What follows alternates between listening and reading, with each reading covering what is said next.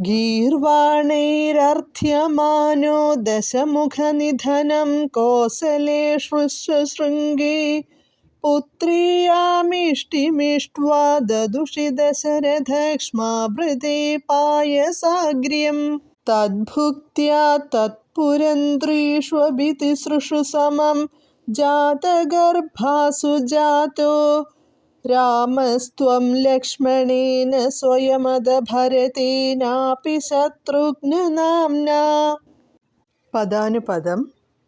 ത്വം അങ്ങുന്ന്, ഗീർവാണൈഹി ദേവന്മാർ, ദശമുഖനിധനം രാവണവധത്തിനായി, അർത്ഥ്യമാനഃ അപേക്ഷിച്ചതിൻ പ്രകാരം, കോസലേഷു കോസലരാജ്യത്തിൽ, അയോധ്യയിൽ, ഋഷ്യശൃംഗേ ഋഷ്യശൃംഗനാൽ, പുത്രിയാം ഇഷ്ടിം ഇഷ്ട്വാ പുത്രകാമേഷ്ടി എന്ന യാഗം ചെയ്ത്, ദശരഥക്ഷ്മാഭൃതേ ദശരഥ മഹാരാജാവിന്, പായസാഗ്ര്യം ശ്രേഷ്ഠമായ പായസം, ദദുഷ സതി നൽകി, തദ്ഭുക്ത്യാ അതു കഴിച്ചിട്ട്, തത്പുരന്ദ്രീഷു അദ്ദേഹത്തിൻ്റെ രാജ്ഞിമാരിൽ, തിസൃഷു അപി സമം മൂന്നുപേരും ഒരുപോലെ, ജാതഗർഭാസു ഗർഭം ധരിച്ചു, അഥ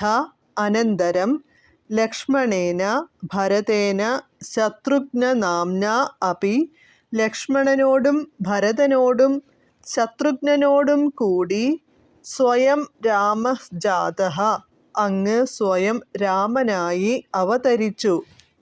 വിവർത്തനം.